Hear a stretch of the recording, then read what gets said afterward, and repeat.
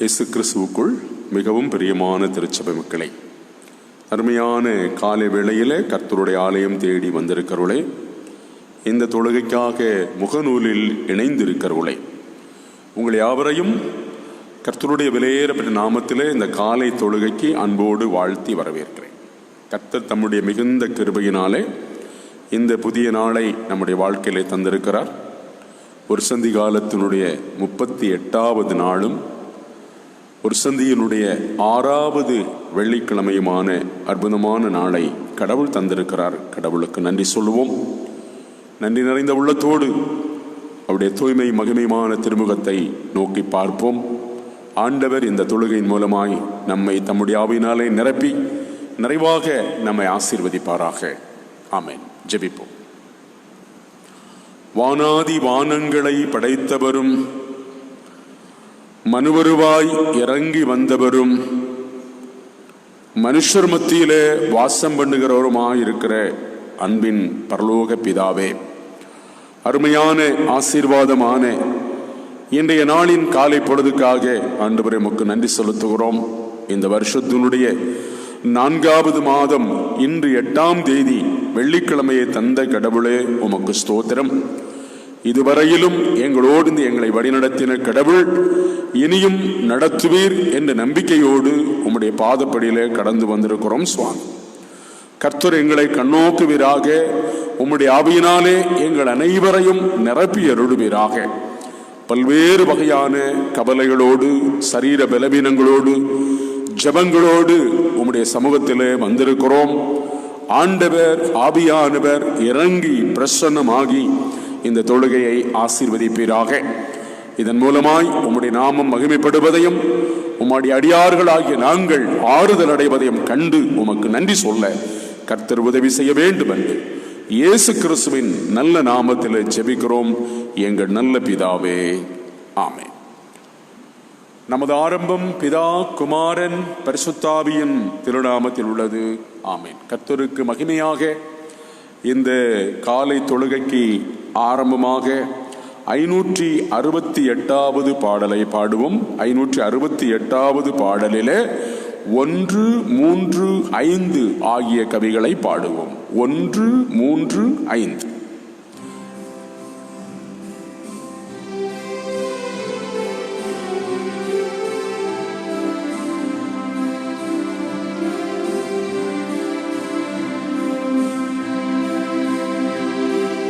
இயேசு என்ற திரு நாமத்திற்கு எப்போதும் மிக ஸ்தோத்திரம். இயேசு என்ற திரு நாமத்திற்கு எப்போதும் மிக ஸ்தோத்திரம். மேலான நாமம், வல்லமையுள்ள நாமமது, வானிலும் பூவிலும் மேலான நாமம், வல்லமையுள்ள நாமமது, தூயர் சொல்லி துதித்திடும் நாமமது, தூயர் சொல்லி துதித்திடும் நாமமது. இயேசு என்ற திரு நாமத்திற்கு எப்போதும் மிக ஸ்தோத்திரம். பாவத்திலே மாளும் பாவியை மீட்க பாரினில் வந்தமை நாமமது, பாவத்திலே மாளும் பாவியை மீட்க பாரினில் வந்தமை நாமமது, பரலோகத்தில் சேர்க்கும் நாமமது, பரலோகத்தில் சேர்க்கும் நாமமது. இயேசு என்ற திரு நாமத்திற்கு எப்போதும் மிக ஸ்தோத்திரம். சஞ்சலம், வருத்தம், சோதனை நேரத்தில் தாங்கி நடத்திடும் நாமமது, சஞ்சலம், வருத்தம், தாங்கி நடத்திடும் நாமமது தடை முற்றும் அகற்றிடும் நாமமது தடை முற்றும் அகற்றிடும் நாமமது இயேசு என்ற திரு நாமத்திற்கு எப்போதும் மிக ஸ்தோத்திரம்.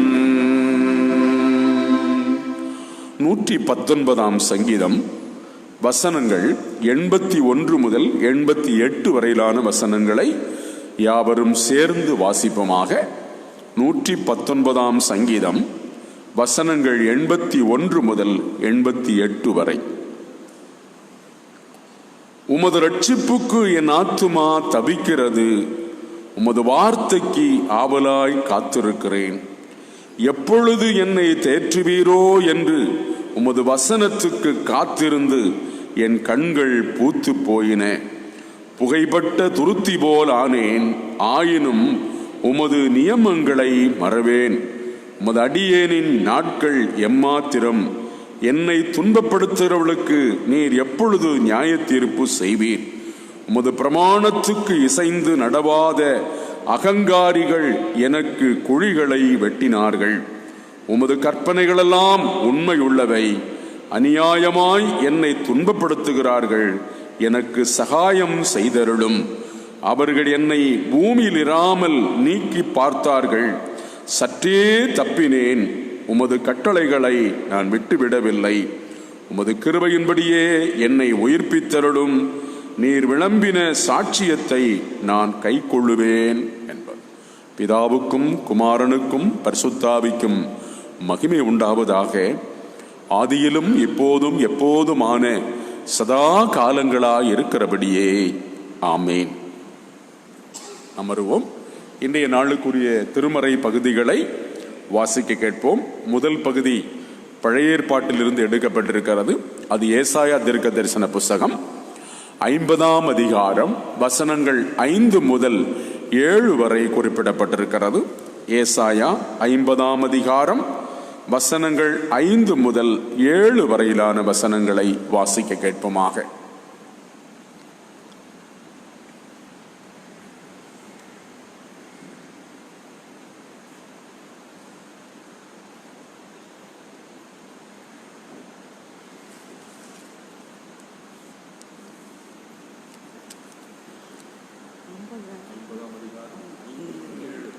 கர்த்தராகிய ஆண்டவர் என் செவியை சிறந்தார். நான் எதிர்க்கவும் இல்லை, நான் பின்வாங்கவும் இல்லை. அடிக்கிறவர்களுக்கு என் முதுகையும் தாடை மயிரை பிடுங்கிறவர்களுக்கு என் தாடைகளையும் ஒப்புக் கொடுத்தேன். அவமானத்துக்கும் உமிழ்நீருக்கும் என் முகத்தை மறைக்கவில்லை. கர்த்தராகிய ஆண்டவர் எனக்கு துணை செய்கிறார். ஆகையால் நான் வெட்கப்படேன். நான் வெட்கப்பட்டு போவதில்லை என்று அறிந்திருக்கிறேன். ஆதலால் என் முகத்தை கற்பாறையைப் போல் ஆக்கினேன் என்பதே.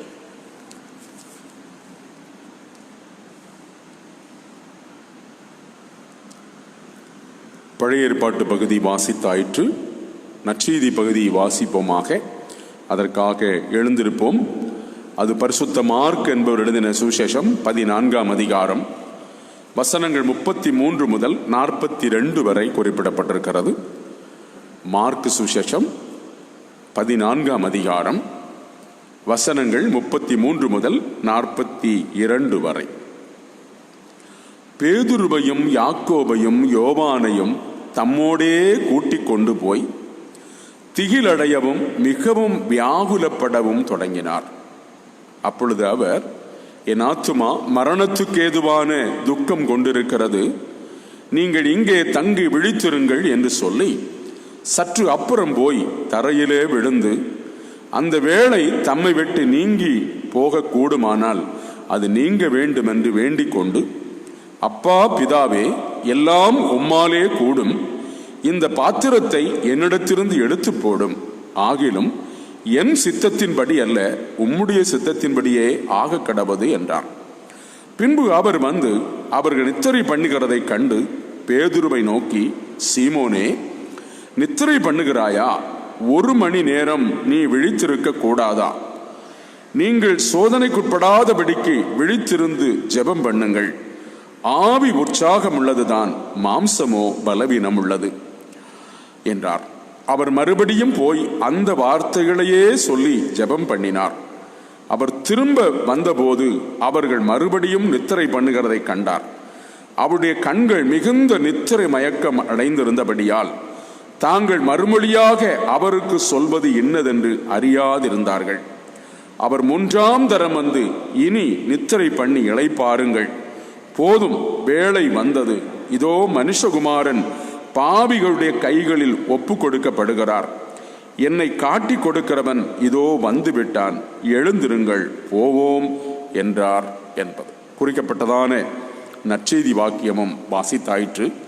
திருமறை பகுதிகளை வாசிக்க கேட்ட நாம் அதற்கு மறுமொழியாக திரியேக கடவுளில் வைத்திருக்கும் நம்முடைய விசுவாசத்தை அப்போஸ்தலர் விசுவாச பிரமாணத்தின் வாயிலாக நாம் சேர்ந்து அறிக்கை பண்ணுவோமாக. பரலோகத்தையும் பூலோகத்தையும் படைத்த சர்வத்திற்கும் அல்ல பிதாவாகிய கடவுளை விசுவாசிக்கிறேன். அவருடைய ஒரே பேரான குமாரனும் நம்முடைய ஆண்டவருமாகிய இயேசு கிறிஸ்துவை விசுவாசிக்கிறேன். இவர் பரிசுத்தாவினாலே கர்ப்பத்தில் உட்பவித்து கன்னிமரியாடத்தில் பிறந்து பொந்தி பிலாத்துவின் கீழ் பாடுபட்டு சிலுவையில் அறையுண்டு மரித்து அடக்கம் பண்ணப்பட்டார். பாதாளத்திறங்கி 3ஆம் நாள் மரித்து வந்து வைத்தெழுந்தார். பரத்துக்கு ஏறி சர்வத்திற்கும் அல்ல பிதாவாகிய கடவுளின் வலது பார்சல் வீட்டிருக்கிறார். அவிடத்திலிருந்து உயிரோரையும் மரித்தோரையும் நியாயந்திருக்க வருவார். பரிசுத்த ஆவியானவரை விசுவாசிக்கிறேன். பொதுவான பரிசுத்த கிறிஸ்துவையும் பரிசுத்தவான்களுடைய ஐக்கியமும் பாவ மன்னிப்பும் சரீர உயிர்த்தெழுதலும் நித்திய ஜீவனும் உண்டென்று விசுவாசிக்கிறேன். ஆமேன், ஆமேன். அமருவோம். தேவ வசனத்துக்காக ஆவியானவரின் பிரசன்னம் வேண்டி ஒரு நிமிடம் ஜெபிப்போம். அன்பின் பரலோக பிதாவே, எங்களை நேசிக்கிறதான எங்கள் நல்ல தகப்பனை, எங்கள் வாழ்க்கையிலே இந்த புதிய நாளை கிருபையாக தந்தமைக்காக ஸ்தோத்திரம்.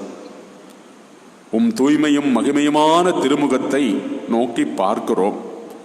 கர்த்தர் எங்களை கண்ணோக்குவீராக. வசனத்தை கொண்டு எங்களோடு பேசுவீராக. நீர் விரும்புவதை நாங்கள் செய்யும்படிக்கு உம்முடைய ஆவியினாலே எங்களை உற்சாகப்படுத்துவீராக, ஊக்கப்படுத்துவீராக, தைரியப்படுத்துவீராக. வசனத்தை கொண்டு எங்களுக்கு போதிப்பீராக. எங்கள் ஆண்டவர் இயேசுவின் நாமத்தில் தாழ்மையாய் ஜெபிக்கிறோம் எங்கள் நல்ல பிதாவே, ஆமேன். இயேசு கிறிஸ்துவுக்குள் மிகவும் அருமையான திருச்சபை மக்களே, இந்த காலை வேளையிலே நம்முடைய பிதாவாகிய கடவுளிடமிருந்தும் ஆண்டவராகிய இயேசு கிறிஸ்துவிடமிருந்தும் உங்கள் அனைவருக்கும் தேவ கிருபையும் தேவ சமாதானமும் உண்டாவதாக. ஆமீன். ஒரு சந்தியனுடைய 38வது நாளுக்குள்ளே கர்த்தர் நம்மை அழைத்து வந்திருக்கிறார். கடவுளுக்கு நன்றி சொல்லுவோம். இன்று 6வது வெள்ளிக்கிழமை. ஒரு சந்தி காலத்தினுடைய மைய பொருளாக இதோ உலகத்தின் பாவத்தை சுமந்திருக்கிற தேவாட்டுக்குட்டி என்கின்ற கருத்தை மையமாக கொண்டு கடவுளுடைய வசனத்தை தியானம் செய்து வருகிறோம். ஆவியான தேவன் என்று நமக்கு அருளுகிற அவருடைய வார்த்தை நாம் வாசிக்க கேட்டதான பழைய ஏற்பாட்டு பகுதி ஏசாயா 50ஆம் அதிகாரம் 5 முதல் 7 வரையிலான வசனங்கள். அதில் 7வது வசனத்தை வாசிப்போம். கர்த்தராகிய ஆண்டவர் எனக்கு துணை செய்கிறார், ஆகையால் நான் வெட்கப்படேன். நான் வெட்கப்பட்டு போவதில்லை என்று அறிந்திருக்கிறேன். ஆதலால் என் முகத்தை கற்பாறை போல் ஆக்கினேன். என் முகத்தை கற்பாறையை போல் ஆக்கினேன் என்று சொல்லப்பட்டிருக்கிறது. I set my face like flint என்று ஆங்கிலத்திலே சொல்லப்பட்டிருக்கிறது. ஆங்கில வார்த்தையான ஃப்ளிண்ட் என்று சொல்லப்பட்டிருக்கிற வார்த்தைக்கு கிடைக்கிற பதில் என்னவென்று சொன்னால் எரிகல் அல்லது பாறை, அடுக்கு பாறை என்றெல்லாம் விளக்கங்கள் கிடைக்கிறது. அருமையானவர்களே, அன்புக்குரியவர்களே, என் முகத்தை கருங்கல் ஆக்கினேன். இங்கே பயன்படுத்தப்பட்டிருக்கிற வார்த்தை கற்பாறையை போல் ஆக்கினேன். நம்முடைய ஆண்டவராகிய இயேசு கிறிஸ்துவுக்கு பல பெயர்கள் கல் என்கின்ற பெயரை வைத்து வைக்கப்பட்டிருக்கிறது. அவர் கன்மலை, அவர் நித்திய கன்மலை என்று சொல்லுகிறது. ஆகாதென்று தள்ளின கல், மூளைக்கு தலைக்கல்லாய் விளங்கிற்று. இந்த கல்லின் மேல் மோதுகிறவன் சிதறுண்டு போவான். இந்த கல் யார் மீது மோதுகிறதோ, யார் மீது மோதுகிறதோ அவன் அழிந்து போவான், சிதைந்து போவான், நசுங்கி போவான் சொல்லப்பட்டிருக்கிறது.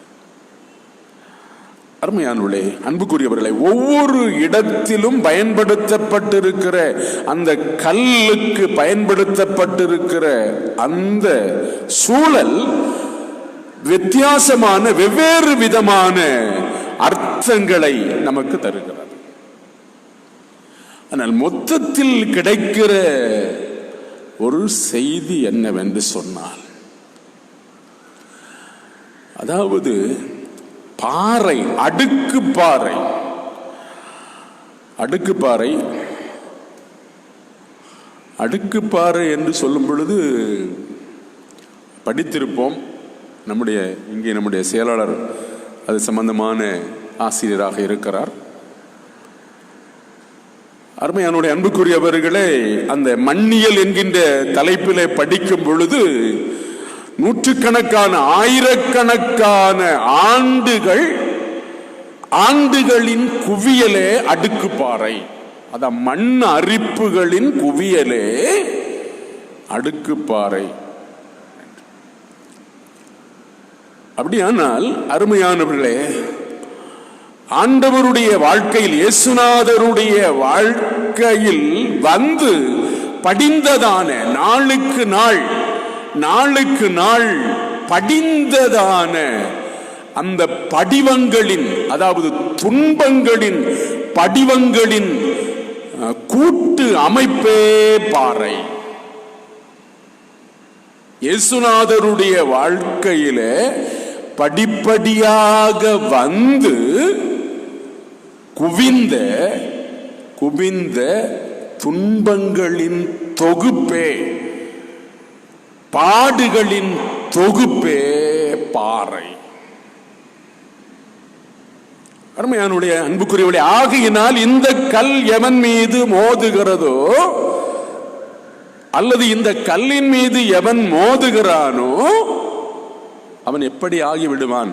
சிதைந்து போவான். அப்படியானால் அதை நம்மால் தாங்க முடியாது. ஆண்டவராகிய இயேசு கிறிஸ்து என்னும் தாசன் தாங்கினது போல துன்பங்களை நீங்களும் நானும் தாங்கிக் கொள்ள முடியாது. ஆகையினால்தான் அவர் என்ன சொன்னாராம், என்ன அவரை பற்றி சொல்லப்பட்டிருக்கிறது? அவர் தம்முடைய முகத்தை கருங்கல் ஆக்கினார். 6வது வசனம், அடிக்கிறவர்களுக்கு என் முதுகையும் தாடை மயிரை பிடுங்கிறவர்களுக்கு என் தாடைகளையும் ஒப்பு கொடுத்தேன், அவமானத்துக்கும் உமிழ்நீருக்கும் என் முகத்தை நான் மறைக்கவில்லை. அவ்வளவு சகிப்புத்தன்மை. லூதரன் திருச்சபையினுடைய மறக்க முடியாத நபர் மார்ட்டின் லூதர் ஐயர் அவர்கள், அவரை கொண்டு போய் போப்புவுக்கு முன்பாக நிறுத்தியிருக்கிறார்கள். திருச்சபையினுடைய சார்பில் இவர் தனித்த நிலையிலே போய் நிற்கிறார். இவரை இவரையும் இவருடைய எழுத்துக்களையும் சுட்டெரிக்கும்படி போப் என்ன செய்கிறார்? கட்டளை கொடுக்கிறார். ஆனால் அவர் என்ன செய்தார்? எதை பற்றியுமே அசராமல் நம்பிக்கையில் தளராமல் என்ன செய்தார்? நின்றார். ஹியர் ஐ ஸ்டாண்ட் என்கின்ற வார்த்தை அந்த இடத்துல அவர் பயன்படுத்துகிறார். இந்திய தேசத்தினுடைய சுதந்திர காரியத்தில் பார்க்கும் பொழுது காந்தியடிகளுடைய வாயிலிருந்து புறப்பட்டு வந்த வார்த்தை சுதந்திரம் அடைந்து தீருவோம் அல்லது செத்து மடிவோம். சுதந்திரம் அடைந்து தீருவோம் அல்லது செத்து மடிவோம். அப்படியானால் இந்த நாட்டின் விடுதலை பெற்றே தீருவோம் என்கின்றது. நம்முடைய ஆண்டவராகிய இயேசு கிறிஸ்து உலகத்தாருக்கு, மனுக்குலத்திற்கு மீட்பு வர வேண்டுமே ஆனால், ரட்சிப்பும் மகத்துவமும் மீட்பும் வர வேண்டுமே ஆனால் அவர் தன்னை கற்பாறையாக ஆக்க வேண்டும், ஆக்க வேண்டும். ஆகையினால் அவர் தன்னுடைய முகத்தை என்ன செய்தாராம்? கருங்கல் ஆக்கினார், கற்பாறை ஆக்கினார். நாம் வாசித்ததான நற்செய்தி பகுதியிலே சீடர்களை அழைத்துக் கொண்டு கெத்சேமனே தோட்டத்திற்கு போகிறார். மற்ற சுவிசேஷகர்கள் விளக்காத வார்த்தையை மார்க்கு எழுதுகிறார். என் ஆத்துமா மரணத்துக்கு ஏதுவான பெரும் துக்கம் கொண்டிருக்கிறது, பெரும் துக்கம் கொண்டிருக்கிறது, வியாகுலம் அடைகிறது என்று சொல்லி. அருமையானவளே, அன்புக்குரியவளே, அப்படியானால் அது எப்படியாவது அந்த மரணம் தனக்கு வேண்டாம் என்கின்ற நிலைக்கு வந்து விட்டார். ஆனால் பிதாவின் சித்தம் நிறைவேற வேண்டும் என்பதற்காக என்ன செய்தார்? அதை சகித்துக் கொண்டார். நம்முடைய திருச்சபையில நம்முடைய அருமையான முதியவர்கள் அமைப்பின் சார்பாக, ஐக்கியத்தின் சார்பாக நேற்று ஒரு ஒரு ஒரு வாக்கியம் அதனுடைய செயலாளர் திருவாளர் தேவநாத் ஐயா அவர்கள் பகிர்ந்திருந்தார்கள். அதை நான் வாசிக்கிறேன். Patience is the key that connects efforts to success என்கின்ற ஒரு காரியம். அப்படியானால் அர்த்தம் என்ன? சகிப்புத்தன்மை என்பது சாதிப்பதற்கான, சகிப்புத்தன்மை என்பது சாதிப்பதற்கான அல்லது வெற்றி பெறுவதற்கான முயற்சிகளின் திறவுகோலா இருக்கிறது. ரொம்ப நான் இந்த பகுதியை வாசித்து தியானித்து, ஜபத்தோடு தியானித்துக் கொண்டிருக்கும் பொழுது அந்த காரியம் என் உள்ளத்திலே அதிகமாகப்பட்டது. ஆம் அருமையானவளே, அன்புக்குரியவளே, நம்முடைய வாழ்க்கையிலே வரக்கூடிய துன்ப துயரங்கள் கணக்கில்லை. எல்லா நிலையிலும், குடும்பத்தை எடுத்துக்கொண்டாலும் சரி, சமூகத்தை எடுத்துக்கொண்டாலும் சரி, நாம் பணியாற்றுகிற அலுவலை எடுத்துக்கொண்டாலும் சரி, எத்தனையோ வகை வகையான துன்பங்கள் நம்மை வந்து நெருக்கிக் கொண்டே இருக்கிறது. பல நேரங்களில் நம்மை அறியாமலேயே நாமும் என்ன செய்ய விடுவோம்? எதிர்த்து விடுவோம், பேசி விடுவோம், வார்த்தைகளை உளறி விடுவோம். ஆனால் நம்முடைய ஆண்டவராகிய இயேசு கிறிஸ்துவிடமிருந்து இன்றைக்கு நாம் கற்றுக்கொள்ள ஆவியானவர் நமக்கு தூண்டுவது, நமக்கு உணர்த்துவது, வாழ்க்கையில் வரக்கூடிய எல்லா கசப்பான அனுபவங்களையும் சகித்து கொள்ளுவோம். நேற்றைக்கு முன்தினம் வாசித்தோம், சிந்தித்தோம், அவர் வாய் திறவாதிருந்தார். அதற்கு முந்திய நாள் சிந்தித்தோம், உன் வாளை உரையிலே போடு, வன்முறை வேண்டாம், அன்பு ஒன்றே போதும் என்று சொல்லி. ஆகையினாலே அருமையானவர்களே, சிலுவை பாடுகளை நினைத்து கொள்ளுவோம். நம் ஆண்டவர் இயேசுவை நமக்கு முன்பாக நிறுத்துவோம். பாடுகளை சகித்து கொள்ளுவதற்கு ஆவியின் பலன் கேட்போம். கர்த்தர் நமக்கு துணையாயிருப்பாராக, ஆசீர்வதிப்பாராக. ஆமென். எல்லா புத்திக்கும் மேலான தேவ சமாதானம் நம்முடைய இருதயங்களையும் நிலையும் கர்த்தராகிய கிறிஸ்து இயேசுவுக்குள் நித்தமும் காத்து நடத்துவதாக. ஆமென். அருமையான ஒரு பாடலை பாடுவோம். 219வது பாடல், ஆதம் புரிந்த பாவத்தாலே மனுடனாகி என்கின்றதான பாடலிலே ஒரு 6 கவிகளை பாடுவோம். முதல் 6 கவிகளை பாடுவோம்.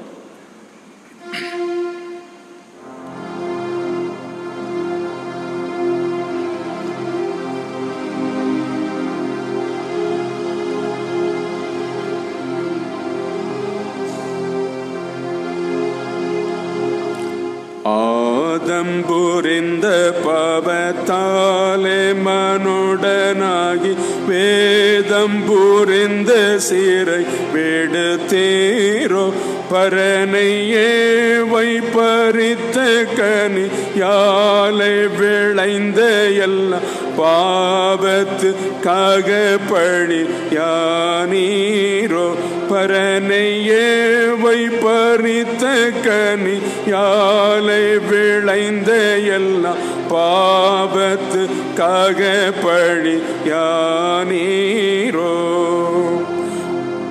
வேத கற்பனை அனைத்தும் மீறி நரற்புரை பாதக திறப்பாடு பட்டீரோ பரனை தந்தை பிதாவுக்கும்மை தகன பலியளித்து மைந்தரை மீட்க மனம் வைத்தீரோ பரனை தந்தை பிதாவுக்கும்மை தகன பலியளித்து மைந்தரை மீட்க மனம் வைத்தீரோ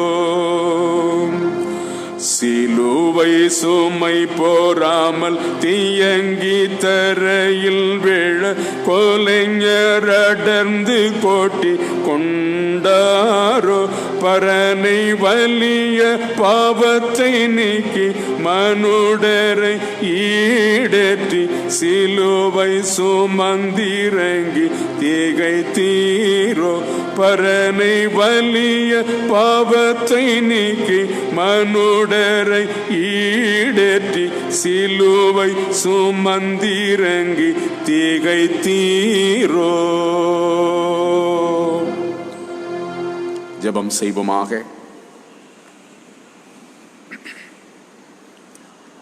மலைகள் விலகினாலும் பர்வதங்கள் நிலைபெயர்ந்து போனாலும் என் கிருபை உன்னை விட்டு விலகாது என்று சொன்ன அன்பின் ஆண்டவரே, உன்னை பலப்படுத்தி உனக்கு சகாயம் பண்ணுவேன். என்னுடைய நீதியின் வலது கரத்தினாலே உன்னை தாங்குவேன். உனக்கு விரோதமாக குற்றத்தில் எழும்பும் நாவை நீ குற்றப்படுத்துவாய் என்றெல்லாம் எங்களுக்கு ஆறுதலின் வார்த்தைகளை சொல்லியிருக்கிற ஆண்டவரே, எங்களுக்காக அத்தனை பாடுகளையும் சகித்து தன் முகத்தையே கற்பாறையை போல் ஆக்கினவரே, கருங்கல் ஆக்கினவரே, உம்மை நன்றியோடு துதிக்கிறோம் சுவாமி. எங்கள் வாழ்க்கையிலே வரக்கூடிய பாடுகளை துன்பங்களை சகித்துக் கொள்ளுவதற்கு போதுமான அளவிற்கு எங்களிடத்தில் உடலிலும் உள்ளத்திலும் ஆரோக்கியம் இல்லை சுவாமி. ஆம் ஆண்டவரே, தாவீதரசன் சொல்லுவது போல எங்களுடைய எலும்புகளும் நரம்புகள் எல்லாம் நடுங்குகின்றன தகப்பனே. எங்களுடைய கண்கள் எல்லாம் மங்குகின்றது சுவாமி. எங்களுடைய பலமெல்லாம் குறைகிறது கர்த்தாவே. ஆவியான தேவன் எங்களை கண்ணோக்குவீராக. இந்த காலை வேளையிலே எங்களை கண்ணோக்குவீராக. உம்முடைய வசனத்தை கொண்டு எங்களோடு பேசியிருக்கிறீர், அதற்காக ஸ்தோத்திரம். அவைகளை செய்வதற்கு, வாழ்க்கையிலே வரும் துன்பங்களை பொறுத்து கொள்ளுவதற்கு ஆவியின் பலன் தருவீராக. ஆவியின் பலன் தருவீராக தகப்பனே. உமக்கு கோடான கோடி ஸ்தோத்திரம், உமக்கு கோடான கோடி ஸ்தோத்திரம். ஆவியின் பலனை பெற்று நீர் விரும்புவதை நாங்கள் நிறைவேற்றுவதற்கு உம்முடைய திட்டத்தை, எங்களை குறித்ததான உம்முடைய திட்டத்தை நிறைவேற்றுவதற்கு எங்களை அர்ப்பணிக்கிறோம் சுவாமி. இந்த நாள் முழுவதும் உமது கிருபை எங்களை விட்டு விலகாதிருப்பதாக. வந்திருக்கிற காலை வேளையிலே கர்த்தருடைய ஆலயம் தேடி வந்திருக்கிற ஆண்டவரே, முகநூலில் இணைந்திருக்கிற அருமையான பெற்றோர்கள், ஆண்டவரே, கணவர்கள், மனைவியர்கள், வாலிப சகோதர சகோதரிகள், சிறுவர் சிறுமியர்கள் எல்லாருக்காக ஜெபிக்கிறோம். அனைவரையும் கண்ணோக்கி பாரும், ஆசீர்வதியும் சுவாமி. தேவைகளை சந்தியும், ஜபங்களுக்கு தயவாய் பதில் தாரும், விரும்புகிற நன்மைகளை தாரும் கர்த்தாவே. உமக்கு கொடான கோடி ஸ்தோத்திரம். செய்த பாவங்களை, அக்கிரமங்களை, மீறுதல்களை தயவாய் மன்னியும். சிலுவை பாடுகளை நினைத்து எங்களை மீட்டுக் கொள்ளும் கர்த்தாவே, உமக்கு கொடான கோடி ஸ்தோத்திரம். இன்று தங்களுடைய பிறந்த நாள் மற்றும் திருமண நாட்களை நினைக்கிற மக்களை விசேஷமாய் ஆசீர்வதிப்பீராக. காலை முதல் மாலை வரையிலும் உமது கிருபை எங்களை விட்டு விலகாதிருப்பதாக. மாலை நேரத்திலே நடைபெற இருக்கிற ஒரு சந்தி காலத்திற்கான 6வது வெள்ளி ஆராதனையும் கர்த்தர் ஆசீர்வதிப்பீராக. தொடர்ந்து உமது கிருபை எங்களை விட்டு விலகாதிருப்பதாக. எங்கள் ஆண்டவர் இயேசுவின் இனிய நாமத்தில் மிகுந்த தாழ்மையோடு ஜெபிக்கிறோம். ஜெபம் கேளும் எங்கள் நல்ல பிதாவே, ஆமென். பரமண்டலங்களில் இருக்கிற எங்கள் பிதாவே, உம்முடைய நாமம் பரிசுத்தப்படுவதாக. உம்முடைய ராஜ்யம் வருவதாக. உம்முடைய சித்தம் பரமண்டலத்திலே செய்யப்படும் போல பூமியிலையும் செய்யப்படுவதாக. அன்றென்று வேண்டிய ஆகாரத்தை எங்களுக்கு தாரும். எங்கள் கடனாளிகளுக்கு நாங்கள் மன்னிக்கிறது போல எங்கள் பாவக்கடன்களை எங்களுக்கு மன்னியும். எங்களை சோதனைக்குட்பட பண்ணாமல் தீமையினுடைய ரட்சித்தருளும்.